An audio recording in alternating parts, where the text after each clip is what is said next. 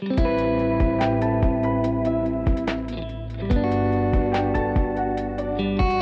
to Matcha Morning Club, a cozy lifestyle podcast hosted by your two favorite besties, Alex and Victoria. Hello, everyone. And today we're sipping on a classic matcha, but with a new favorite, pistachio milk. I'm not sure how many times we had it, but it's just a good favorite nowadays. It's just So so we're good. rolling with it.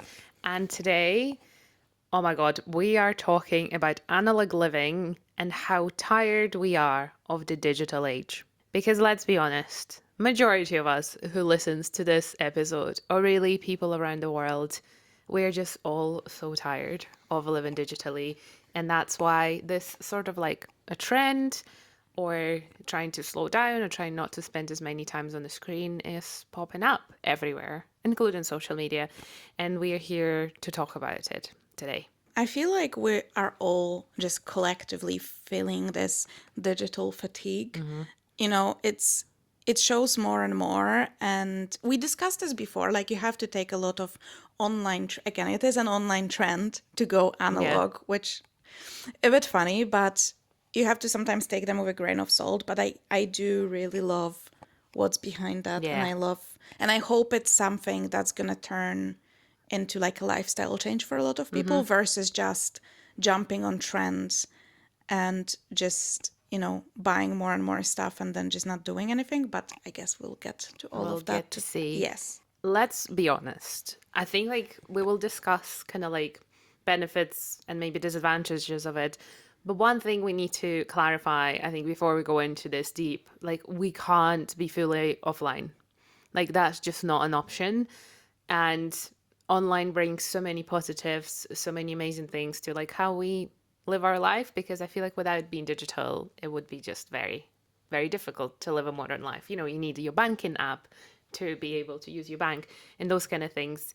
But what do we think is analog living then? At least to me, analog living would be maybe replacing some time that we spend on screens and online, which is not a necessity. So, like you say, it's not for work, it's not for like banking and all the things we need to do, with other activities.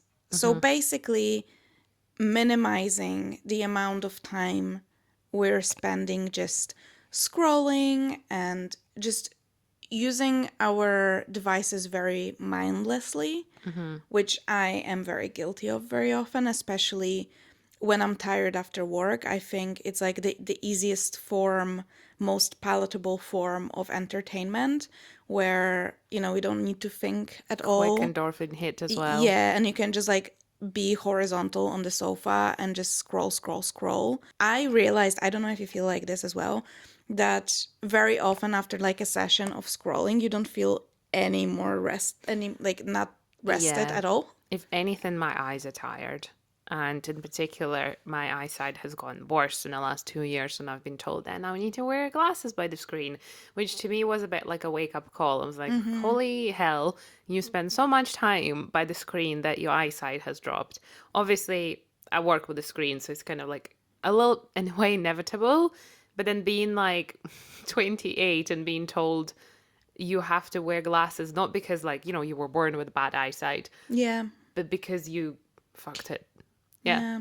essentially. And to me, I've kind of been like postponing getting glasses because I'm like, no, I'm fine. But then at the end of the working day, my eyes feel just so tired and they almost like feel a bit sore.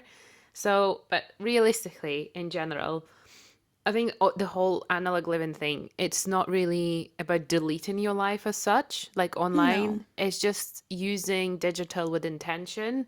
Same as we often talk about like fitness in that way, doing things with intentions and things that will make you feel better. To explain it a bit easier, how to understand analog living, guys, imagine yourself a clock. You have an analog clock and you have a digital clock, and one of them just works on the mechanism and the other one needs digital power, electricity to work. So it's kind of like, I feel like a very good metaphor to understand what all of those analog activities or analog hobbies actually mean. So it's kind of everything that happens, if you like, offline. But as I was researching the topic, I realized not all of it has to be like off the screen. Like there are some things that you can still do, which are, I guess, considered analog, but they're just not online, they're offline. My biggest issue is a very mindless usage of screens or doubling screens. And that's my worst sin, is like putting a movie on and working on my laptop, for example, or putting a movie on and scrolling on my phone. I find it really hard to just watch a movie. Yeah, I do it all the time. Like all the time when I'm working on my laptop, I just have something in the background. Whereas, to be fair, but I also pick the things that I watch that I don't have to pay the full attention. But sometimes you just want to watch a movie and just watch a movie. And unfortunately, at the moment for me, that looks like I have to go to the cinema because you can't use the phone in the Yeah. cinema. You know what I Yeah, mean? yeah, yeah. So I feel like cinema is a very good example of like an analog activity. Yes, analog, like you said, it doesn't necessarily means that you cannot use a screen, but you are just choosing to watch a movie fully and give it all of your attention versus just, doing it in a background. One of the biggest things I feel like, because I work in social media and what we've kind of noticed in a lot of things that have been popping up recently made you realize that, first of all, because Facebook turned 22 years old the other day, Whoa. that was wild. Because when I saw that headline, I was like, okay, we are all just getting older, right? But the main thing, social media and the online world was made to be connected, but now it's literally wrapped around us in a way that we now feel disconnected because social media initially started to, say, Facebook, for example, to connect with your friends, or I think originally it's to find your peers in like Harvard University or something like this and see what course they're doing. That was like their original intention of Facebook when they built it. And obviously then it grew into this. So we had that era of like you're connecting with friends online. Then the era of content creators started where people started consuming content from the people they don't know. And now we are also entering into that like AI era where a lot of content online is made by AI or made by humans, like using AI. The other day, I found this absolutely crazy thing. I don't remember what's called exactly, but I can put it down in the notes if anyone wants to see. Something similar to Reddit, but it's not Reddit, where AI bots talk to each other. Oh, that's so creepy. And as humans, you can just see what they're talking about. Oh no, I don't want to see that. And it's something like, oh, my human told me today he loves me, or like this and that, and yada, yada, yada.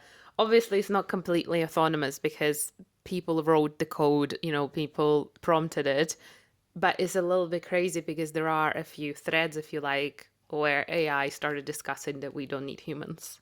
Crazy. I think, based on nothing, that's just my opinion, that AI content and all of that is maybe what pushed people a bit towards the Yeah. analog trend.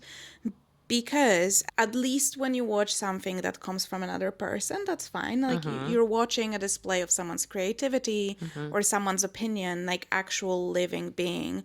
All these stupid, I'm sorry, like AI videos, like I'm sure you've seen them on your TikTok, basically like, oh, your birth month, your type of bed, and it's like honey bed or like chains bed. And I was like, That's funny. and I know, but I was like, there's so many of them. It's just stupid, yeah. Or like, here's AI cutting glass Apples and glass stuff. apples, and I was like, why?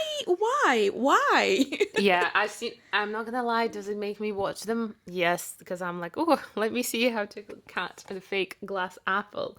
But overall, I think there's another thing of like why people get tired is not only AI, because nowadays, to be able to consume good content, we all have to like pay for it all the time.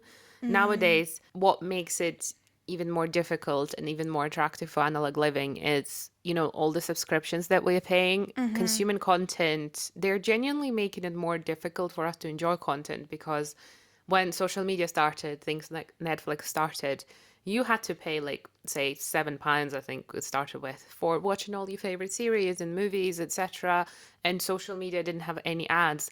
Nowadays, you have to pay on every single of those platforms. You have to pay more to not have ads. And I think that pisses a lot of people off, including myself. I'm like, why do I have to pay more to exclude the ads. Like, we already consume so many advertisements.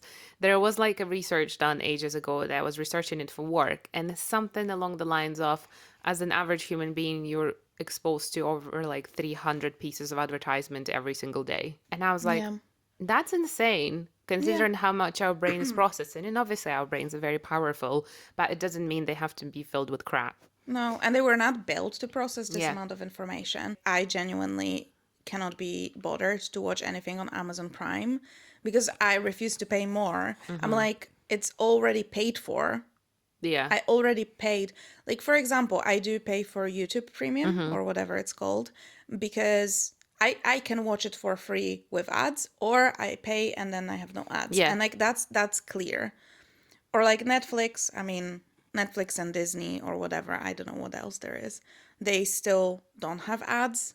But if there are ads, I think I'll be just canceling Yeah. everything because it's so frustrating. It's so, you're totally right. And it's the same with, like, obviously, I don't blame content creators for setting up all those like paid subscriptions. However, some of them are so ridiculously priced. They're like, oh, £20 a month for an extra video. Yeah, I'm like, I'm like, absolutely not. Like £20. I can go to the cinema for half the price of that and see a movie with actors and like director and not someone's sit down video. Yeah. Like, let's be honest. Yeah, it definitely agree with that. And I think we also get like this, I don't know, maybe you don't have that. I have that. It's like a choice and decision overwhelm where there's so many movies, there's so much content that I feel like there's nothing to watch. So I very often will sit down and be like, I want to watch a movie. Like if I don't have idea before I sit down what to watch, and I'm like, I'll just like go through Netflix and see what's there. And like, I cannot pick anything, even though there's too much. there's thousands of movies and TV shows and God knows how many across all the platform. And then I see myself, because like I have like this decision paralysis, so I just go to my phone and scroll because it just feeds you. You don't even have to make any conscious decisions of what to watch. It just feeds you more and more. Do you know about this thingy on Instagram that there is an auto scroll? Did you know about this? No. No, I'll show you. So, now so if you don't scroll yourself on Instagram, it will just keep playing the same video. Now in settings, you can turn on the auto scroll so that if you just put in your phone on the side, so say like you're laying in your bed, you don't even want to use your finger, you can put it on auto scroll and it will just keep scrolling it for you. But you'll have to obviously watch the whole video, but it just automatically changes to the next one, which is insane. Like, don't get me wrong, I can see it being used for maybe some disabled people. Yeah, but realistically, 90% of the users are going to be fully abled people who are just lazy. Or like will be sitting in the toilet or in the bath trying to scroll for ages. If we dive a bit deeper into like also like why we reached that breaking point, I think is because there are so many creators and the amount of like genuine shitty content, like people are losing creativity. Like there are a bunch of creators that do exceptionally high content, but there's also all of those like memes pages or feature pages or those like honey beds AI stuff, and that there's just so much stuff that's actually only targeted at your attention span rather than educating you or showing you something new. And it's a lot easier to get your attention by cutting a glass apple rather than showing you like a short film on TikTok, which some people do. And I think this is one of the things people are like, as you said, you go on Netflix and you have that decision paralysis, but then you also go on social media and you keep like skipping and scrolling because nothing is good enough to give you that proper dopamine hit. And you just keep scrolling and scrolling and scrolling. And then 40 minutes later, like, I said to you, like probably like now a few weeks ago, I said, oh my God, I had such a good scroll that I was laughing all the time. Since then, I haven't had a good scroll. They're all fairly shit. It was just like one video after another that was absolutely super funny and amazing. And I feel like I've sent them to everybody. But then the last like few weeks, I didn't even have like a very good scroll. I was like, this is meh. Keep scrolling and scrolling. Yeah, obviously, I'm always very impressed with how quickly the feed adjusts to whatever you're looking for and stuff. But sometimes that's the frustration because you look something up once and then it just keeps appearing over and over again and you don't want to watch that No, anymore. exactly. But also, like, I love content creation and I love content creators, and I think there's so much value to be found online, so much education, so much just pure fun and entertainment, and it's really interesting. It's less filtered than like a, proper productions on TV. So that's great. However, yeah, I think just the sheer amount of just fluff, Yeah. so to say, all that AI stuff, or all those, like, sometimes it's funny to like watch a meme video or like compilation video and stuff, but I feel like we're just losing humans in Yes. it. Yeah. So we're losing like that human creativity. And it's also, we have a lot of those apps that help you fight your social media addiction, or the apps like Calm or like Headspace. They're obviously supposed to like make you feel calmer. And I kind of jotted down the question, and like, when was the last time the internet actually made you feel calmer? I don't think it did ever. I think maybe, which we probably will be a good like segue to the next segment of the pod. It's when I consciously pick long form content, for example, on YouTube. Yeah. There's certain YouTubers that I really enjoy Yeah. and that make me feel calmer and that make me feel like nice. Yeah. And it doesn't feel like a wasted time.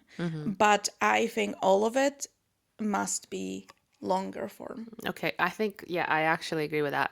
When I don't watch a lot on YouTube, but I have like literally 2 or 3 creators that I watch, and it's just so easy. Like, I wouldn't necessarily say it makes me feel calmer, but it definitely doesn't make me more stressed. Yeah, or That's like like kind of like the thing, because sometimes if that makes sense, like a scroll, right? And there's just no good stuff. So I'm kind of like getting frustrated, and I'm like, let me scroll more to find something good. the problem with the scroll is as well that you don't know what's gonna be there next, which Yeah. adds to the excitement because you're like, oh, what am I Yeah. gonna get next?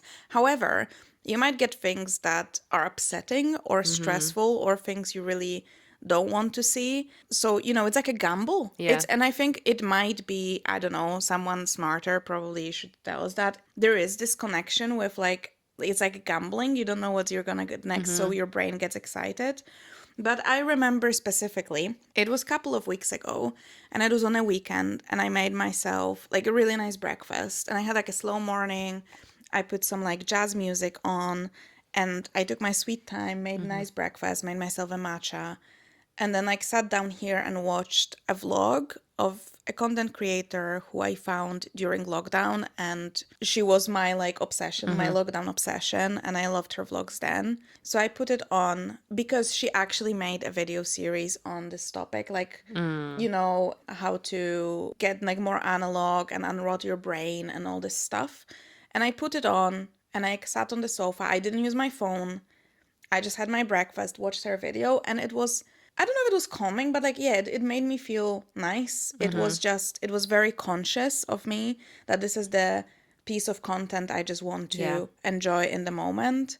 And I am trying to consciously watch more YouTube because I feel like I very often watch YouTube when I do my makeup in the Yeah. mornings. Also quite relaxing. I pick like a relaxing video and do my makeup, and it's Yeah. like a moment to myself. I often watch YouTube at the gym on the treadmill or stair stepper because that's good. because it makes the time go faster.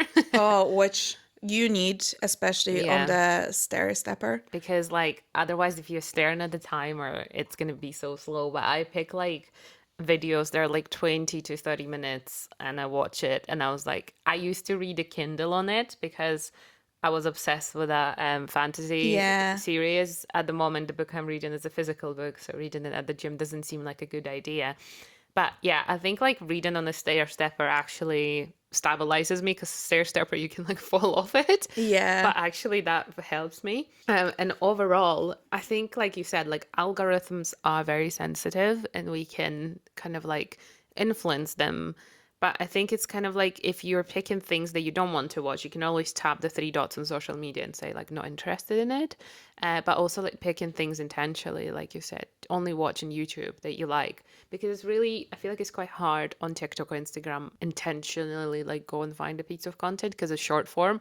And that's why long form and things like podcasts or like short films or like YouTube vlogs will work a lot better for you, or kind of like a soft transition into analog living? You know, the thing is that digital living and internet, it's not an issue. And first of all, it's not going anywhere. So I think this is the part I of the trend I saw on TikTok, especially, that I don't like, is the people that are like, I'm gonna buy a little flip phone now because I don't want to have a screen, and I'm not gonna, and like, so here's me with my flip phone and my old like iPod Nano. Yeah, I've seen a and bit of that. and Strange. or, like, if, don't get me wrong, if that's what you want, that's what you want, but first of all, you're showing me your flip phone because you don't want to be on the screen. How did you upload the video on TikTok then? What did you film it on? Not your bloody flip phone, clearly. So let's be honest. It's like, I feel like that's more like performative. Like, look, I'm so cool. I'm so like retro. I'm so vintage with my little flip phone. And that's not the point of it. I think it's just, we need to, because internet's not going to go anywhere. We just Yeah. need to, Use it as a better? whole, use it better, learn how to use it, and be more mindful of who we're giving our attention, because that's how you pay people. Like, you pay people with your time and like attention.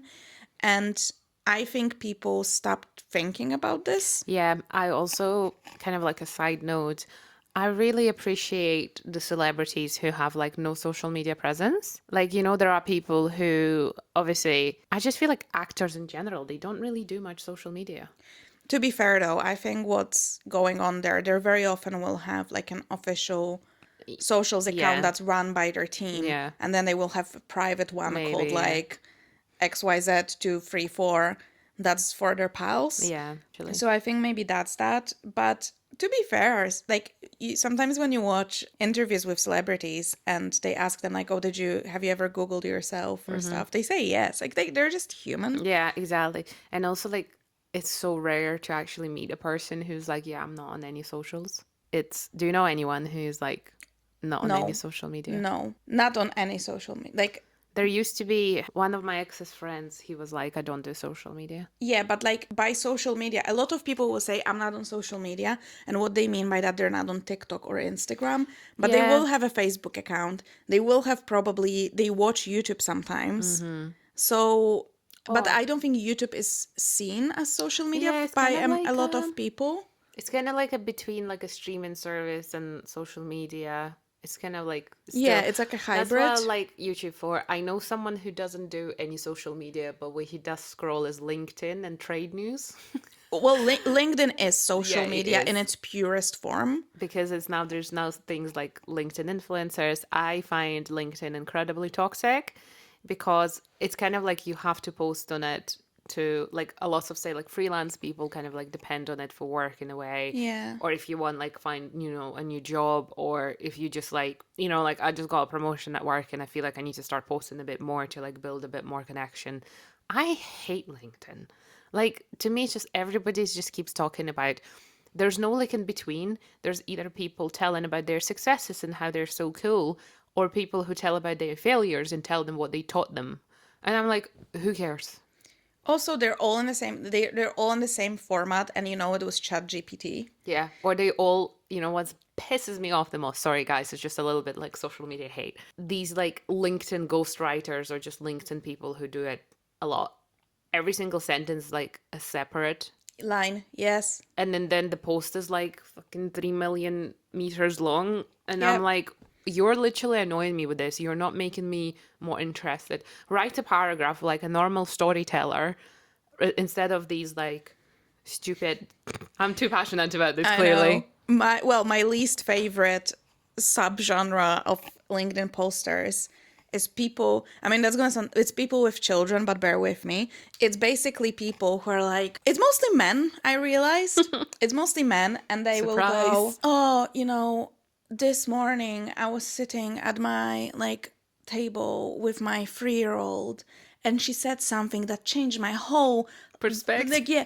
And I was like, Dead. it's like made up. It's made up shit, Jail but time. it's so bad. And I was like, what? I'm like, why am I? First of all, why am I sometimes reading those? But Again, because there's a hook and you're there, like, there is a okay. hook. I was like, what did she say? Yeah, like, that what was did she so say? transformative. Let's just remember that at the end of the day, you have the power over what you're watching. Yes. And I think that's a very important part. I think this is actually the perfect time to do it as well, like beginning of an year, like or first quarter of the year, is do your digital detox. Like go on YouTube and subscribe. I am so weird. I was like, what if they post a video I want to see? I was like, you can always go to their... If you remember about them, yeah. Yeah, but like, so go and like unsubscribe. Just keep the channels that you're interested in, or do the same. Clear out your Instagram following. TikTok is different because, like, you know, with Instagram, technically when you open it, it should show you the people you follow, unless you go into like real stuff. Yeah. But on TikTok, the first thing is the like For You random page. feed for you page. It's more difficult. Like the following doesn't matter as much, but there's a lot of like maybe it's your podcasts that you want to clear out, or maybe it is your Substack subscriptions. But or even sometimes like that's what I need to do is, you know, throughout the year we sign up to so many newsletters to get like a discount and This is stuff. my like biggest, honestly, I hate that. I genuinely clean my subscriptions every single month on my email, because that is just the amount of crap you get. For example, one of the worst ones I've ever dealt with is Adidas. I did not expect so much, almost bloody like consumerism bullying in a way. Like basically ordered, say, trainers, cool, subscribed because whatever, want to know what they do and a discount code or whatever.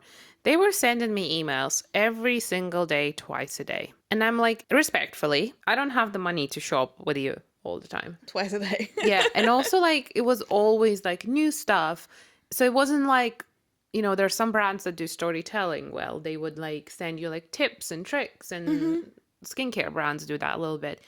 And I was just like, after 5 days of that, I'm like, sorry, I'm unsubscribing. And I was like, you guys are making your, like, what is this marketing strategy? Who's falling for this? Because if anything, it's just so annoying. It doesn't make me want to buy. It makes me want to shut it down forever. I like when brands have an option to pick like how many times you want to receive emails Yes, and stuff. yeah. Or if it's like just a certain stuff. But yeah, so definitely clear out, because then you get all these notifications and it's just popping up and it's just distracting as well. Yeah, it's just such an important thing to be able to detox that stuff, like just completely clear it out. If you're brave enough, I would say maybe clear it to 0 and resubscribe. And then see, like, See who you remember about. yeah, your brain will remember about who's missing and like who you're not seeing at the moment. I feel like as well, I don't know, you can tell me if you're like this as well. I am much more restrained when it comes to subscribing to YouTube channels than I am to click follow on like TikTok or Instagram. It holds more value to me. I'm like, I'm giving you my subscription. Yeah. I was like, this matters. This matters. I think so, I'm the same. So, but like sometimes I like scroll TikTok and I'm like, okay, follow. And then you forget about the fact that you even followed them. Yeah, exactly. It's not memorable. While I am much more selective on my long form. Yeah, because I would be like, I'm subscribing because I want to see more of this and I'm interested in seeing what you're putting out next. Whereas I feel like on TikTok, I subscribe because like, oh yeah, that was cool, subscribe. Yeah. So exactly, I feel like the decision making is a lot faster with short form as well. And that's also why people, on the other hand, lose followers quicker on short form platforms as well. You know, when something goes viral, you get like an influx of followers, say like 2,000 followers, but then you will always see a dip after that. Like when something gone viral and ended, there will always be like a couple of hundred people that will unfollow you. You see, that's interesting because I find myself like, especially on TikTok, because the For You page is the main page, I do not unfollow people. Like sometimes they will show up, but I will like kind of scroll past them. Then they're not being, even though I'm subscribed, they're not being shown to me. I think maybe more Instagram than that, because I've seen that happen with, like, I don't personally unfollow people because I don't like their content. I mostly like just want to clean my feed to only see what I'm interested in the moment. And like on my account, I follow a lot of like businesses and like restaurants, hotels. Yeah. Rather than real people, if that makes sense. And because those like accounts don't post very often, my feed is actually quite like clean. I mostly see like my friends or creators I really like, not like random crap. TikTok is another story. I know. That place is Something else. I know that we've just basically shot all over social media Yeah.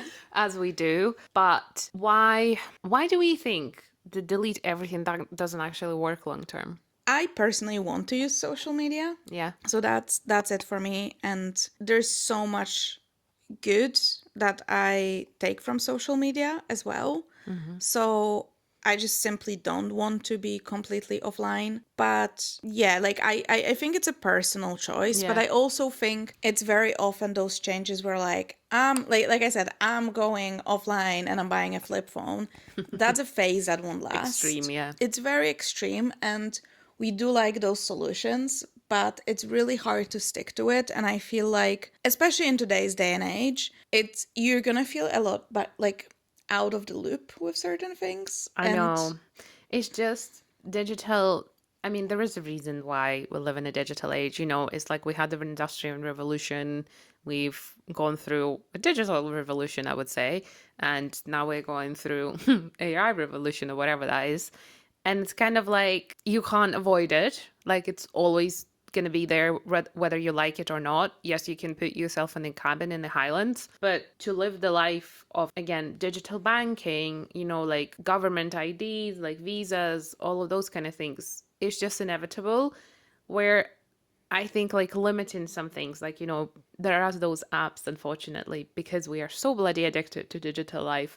There are now things that your iPhone, for example, and I'm sure other phones suggests you to limit your time online. There are apps that you can pay for to stop you from scrolling. yeah, How keeping the balance, and I guess, as we always say, like being more intentional or asking yourself a question: why am I even picking up my phone? Am I picking it up because I'm bored and I have nothing to do? Or is it like the actual social media addiction? We do have an episode about social media addiction, which I think is like one of our best performing episodes as well, because clearly this is an issue and we are just all trying to fix it. So it's kind of like about being aware of the issue and being able to change it slowly rather than cutting it at the root. Because it's not like it's not about like controlling yourself, but just being aware you live in the digital age. Okay, cool. But maybe you shouldn't be living in the digital age 12 hours out of your day. I think one of the most important things as well is having the awareness of why and when you're reaching for social media. So I would say journaling about it is really good. Like, try to figure out why you're reaching. Like, is it boredom? Is it, for example, in queues? Like, can you wait 5 minutes without looking at your phone? Because Yeah. I know I struggle with that. And do you still need to pick it up 5 minutes later? Yeah, absolutely. Or, when you're watching, like, is there something that triggers it? Is it like feeling uncomfortable or feeling bored, or what is it for you? Another thing is, and I think I mentioned in the previous episode, maybe even the one about the social media addiction, I saw a video on YouTube about a guy who would keep a notebook next to him, and every time he wanted to pick up his phone, Yes. he'd write it down. And it is very scary, but like he said, it really helped him like put it visually how much he was addicted to it. I would also say, which is probably very easy, is putting your phone away if you can. So I know a lot of people will, for example, come home and put it in a drawer and do certain things, because I think that's a point where a lot of people are like really fried after long work Yeah. day and then a commute. So the easiest thing is like step into your house and just sit on the sofa and scroll. And I know, for example, if I do that, that's my whole evening gone, Yeah. because I cannot motivate myself to do So then, anything. yeah, I feel like I'm the same. Once I'm down and in the phone, that's me like not getting up. I'm only then getting up to like, like kind of like make dinner. I find it really, really difficult that if I started my evening with a scroll and then maybe I wanted to read, I actually find it really difficult to get out of this and then get into reading, because Yes. I know it will take me at least like 10 to 20 minutes to get fully into the book. Because again, like our brains are just so hungry for that quick dopamine hit, and like reading doesn't give it to you that quickly, or like even like movies or series. So it's just, and again, let's not forget that people who run social media, like people who work on algorithms every single day. It's literally their job to keep getting your attention. It's not like it's happening on its own, guys. It's literally people's job to make the platform and then the content so addictive that you don't put your phone down. And then obviously those people are then making money on you. And then, you know, things like TikTok shop, people can constantly like selling you stuff. Well, I'm sure we'll talk about that at some point. If we were to talk about, you know, you must have listened to this episode so far and you're like, okay, but what do I actually do? I want to do less time on the screen. What should I do instead? And I actually think it's quite easy in terms of like, there are so many things. And one of the things is remembering what you used to do as a child. Like, did you read? Did you draw? Did you like do your like stickers in a journal and things like that? Like physical books, etc. Like, what were the things that you used to do as a kid? Well, I used to read a lot, which is still kind of what I like to do. So that kind of followed. And I had like, peaks and troughs. I would have years when I read a lot when I was a child. And then when I was a teen, it kind of dipped a little bit because obviously you just want to spend time with your friends. And then at uni, it kind of went like up and down depending how I was feeling. And then I went back to it a couple of years ago, like properly when I read more and I'm much more into books, which is very nice. I do read on a Kindle as well. I would never read on a phone. Yeah, I feel like the screen is just like kind of too small, and I feel like I'm trying to just torture myself. Also, one of the swaps, so obviously I was really, really into fashion. Yeah. And I used to buy an InStyle magazine, and I would genuinely, it was like pilgrimage for me. That's a easy swap you can do. Instead of just Googling stuff, you can just go and pick a magazine that there's magazines on everything. Another swap I would say I've done, well, I have not done it fully, but it's something I'm really enjoying, is I do have a record player and I have vinyls. Mind you, like vinyls and record players, that's an expensive hobby. Yeah. But you can do it kind of like it's just that mindfulness and awareness that like I'm gonna listen to this artist and see the music and like listen to the music as they intended and make it a bit more thoughtful.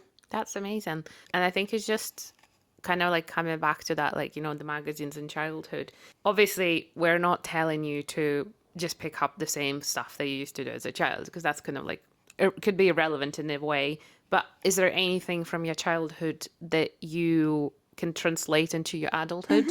Like, what does it look to like an adult Victoria, what she liked when she was a kid? I used to do a lot of painting when I was a child. I even did, I mean, one of my biggest pains in my life is I used to study at a musical school and I used to play piano. Piano pretty much at that point in my life replaced, if that was my phone. I had to sit at the piano for like 3 hours a day to do my exams. Now, I don't have a piano in the house. I hope one day I'll be able to buy one. But it's just like, this is one thing that an adult Victoria would love to pick up again, because I haven't touched the piano in 5 years. And obviously I have some muscle memory, but it's nowhere near where it used to be when I used to practice it for like 16 hours a week. And what a hobby. Like, Do you reckon there's a place in Edinburgh where they just have maybe, a piano where you can like kind of pay for an hour and just go and play? maybe. I need to look it up. Yeah, it's just kind of like trying to frame some things that you used to do, because let's be honest, like most of us that will be either listening to this are still people who managed to grow up more or less without digital, or like without the digital that is now. It wasn't as accessible. Again, it wasn't as fast. It wasn't as advanced. Obviously, the children of now, I cannot even imagine what we're going to be dealing with in like 20 years' time with the new generation of people who grew up in like full-time digital world and that kind of stuff. Like even my brother, who's 11 years younger, like he is already completely different with technology to what I am. And when I have kids, I can't, like there are a lot more people online nowadays that say like children, and even the governments nowadays, they say like children should not have, or teens up until 16 years old should not have access to social media. And I completely agree with that, because essentially on social media, you're exposed to absolutely everything and it's really hard to control what they see. Yeah. So that's why I think it should be like a law, like they're just not allowed to like you don't get a passport until you're 16. There you go. You don't get access to social media until you're 16. I think as well there should be classes on like Yeah. literacy, because people need to learn how to use. We said like it's here to stay. I don't think there's any point to fighting it, No. but you need to learn how to use it well and like mindfully. So I think that should be You know how taught in they say, schools. use it, not abuse it. Exactly. And I think that's another thing that we are all very good at. We are all abusing social media in different ways. I know, like, we're all, and especially because it's like still colder seasons and we're like, we can be staying in the house. And obviously, we're more prompted to like be on your phone or be watching movies all the time. Guys, it's not all about, I feel like that we say that again every single episode. It's not about turning around your life within like 24 hours and being like, right, I'm off my phone all the time. You know, slow intentional changes, like Alex said, you know, maybe instead of now scrolling TikToks, you might want to find your favorite creators on YouTube and say, like, do they do anything there? Can you find someone else? And just starting to slowly integrate those completely hobbies that are completely offline, or maybe hobbies that are not feeding the addiction to the digital and social media world. And there's just so many things that you can do instead of being on your phone that it's almost feels like we are actually missing out because we're on our phone. Yep. Oh, 100%. I had an evening a week or two ago when I didn't use my phone. That wasn't intentional. That just kind of how it happened. I was doing other stuff. And oh my God. And it was like a regular after work evening. I was in the office, so I wasn't even working from home. So I was like still had to do my commute and everything. And I managed to do so much stuff. Yep. And I was like, this is incredible. And my evening felt so long. One of the things for me, I think I wanted to probably say this whole episode and I still didn't say that, is digital. One thing digital is really bad for, it stops you from appreciating life around you and appreciating the simple joys. I am actually recently done like a little interview for a social media piece for a company I work with, and a girl who runs the social media, she asked me a question about photography. So it's like a feature on photography, which will be live soon. She asked me, what made you fall in love with photography in the first place? And my answer was something along the lines of, I like photography because obviously it's memories. Yeah. It's the things that, you know, happen once and then you document them and then they help you remember them. But it's also about telling your own story on the things that may have been there a very long time. So like, you know, you've just been to Rome Yeah. and you've taken your own photos of the Colosseum, and it's about how you are telling the story of a Colosseum through your own eyes. And that's what I think the issue is with digital. We live in such a fast-paced world where, again, like short form content and things like that, your attention span keeps like declining. We have like under 3 seconds to get someone's attention, even like with advertisement and stuff, that we forget to just stop and live for a little bit. You know, when you're going on a walk, like you can be on your phone and you wouldn't even notice there's like a bird or a butterfly or a beautiful flower. And I think even on the bus, like being on the bus and not staring into your phone, just looking out the window and seeing how the world lives. Because believe it or not, world existed before digital and will be after. Yeah. Regardless of what happens, life still goes on. And if you're not going to be on social media for 2 days, no one's going to die.